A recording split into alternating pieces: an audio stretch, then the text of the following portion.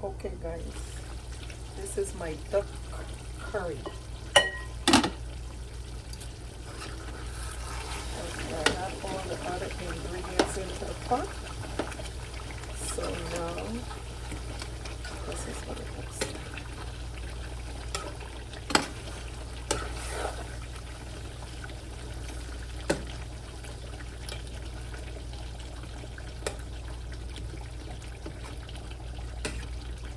So I'm just going to cover this and let it finish cooking.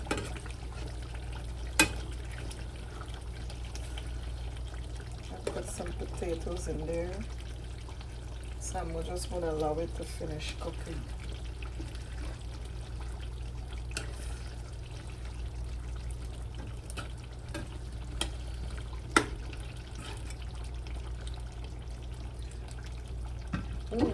Scrumptious. Okay, I'll be back.